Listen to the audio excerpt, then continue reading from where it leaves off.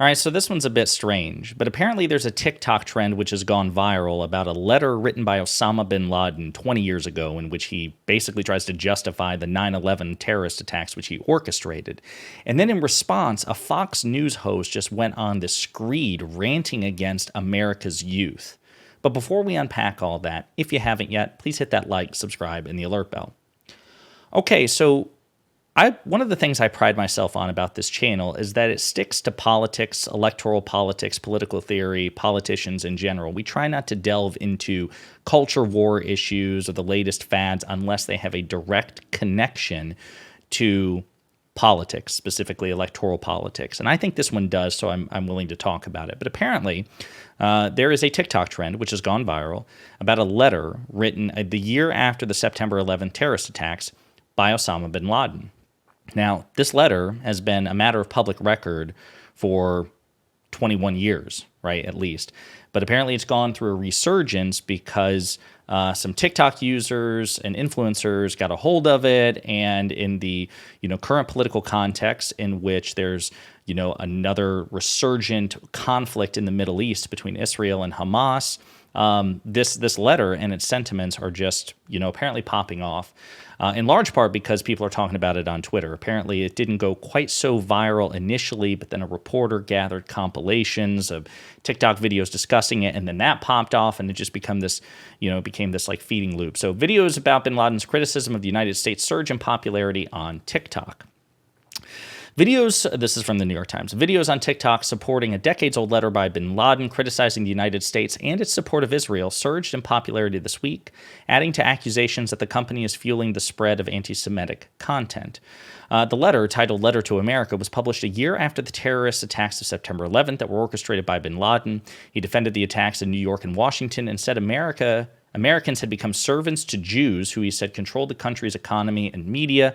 American taxpayers, he wrote, were complicit in harming Muslims in the Middle East, destroying the Palestinian homes. Obviously, that's pretty anti-Semitic.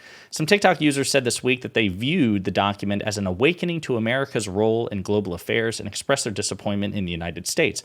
One popular video showed a TikTok user brushing her hair with the caption, "When you read Osama bin Laden's letter to America and you realize you've been lied to your entire life." One video with nearly 100,000 likes showed a TikTok user at her kitchen sink with the caption, "Trying to go back to life as normal after reading Osama bin Laden's letter to America and realizing everything we learned about the Middle East, 9/11, and terrorism was a lie," and so on and so forth. We're not going to go into the whole thing. Now, it should go without saying that whatever legitimate criticisms you want to make about the relationship between the United States and Israel, and whether or not you regard the United States as being complicit in the humanitarian crisis going on in Gaza, perfectly legitimate criticisms to make. There's really no need to cite Osama bin Laden of all people, right? Other than unless you just want to generate outrage, right? But all that's going to do is just inflame tensions, and I don't think in a particularly productive way. It would almost be like taking a rhetoric class or trying to beef up your public speaking skills, and instead of deferring to, I don't know, Martin Luther King Jr. or Bill Clinton or Barack Obama, you instead just want to read books about Adolf Hitler, who, yes, was apparently, obviously a very influential public speaker, but given the baggage invested in that particular fascist, he may not be the one you want to go to when there are more acceptable, reasonable examples to cite. Kind of the same thing. Now, in response to this, a Fox News host, Dagan McDowell, just went on this weird rant in which she could have just condemned the trend, right? And people who were giving implied or explicit support of bin Laden's sentiments. She could have done that. But instead, she took it in a really weird, excessive direction, as Fox News hosts are wont to do. Pew Research just found out that almost 1/3 of young Americans, 32% of Americans ages 18 to 29 get at least some news from TikTok. But what an incredible advertisement for Gen Z. Hey, we're not just egomaniacal and unmotivated and irretrievably stupid layabouts.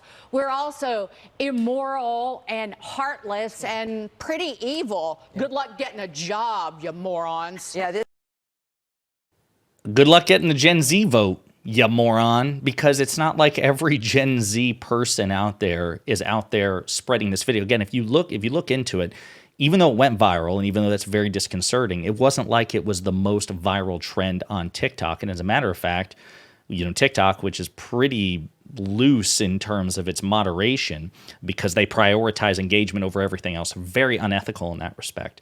They're actually actively, apparently, trying to suppress it and remove the videos and delete them, etc. and so forth. But talk about painting with a broad brush. And as we've discussed in previous videos, the GOP, Dagan McDowell's party and her movement, they're not doing so well with America's youth, right? They're hemorrhaging youth voters because they're so out of step with the vast majority of America's youth. They don't take climate change seriously. They want to suppress voting rights. They are, horribly bigoted, and in so many ways, the right wing, that is. And these are views and values that are out of step with America's youth. And America's youth, whether you like it or not, they're the future. Old people will continue to die. Young people will continue to age into and swell.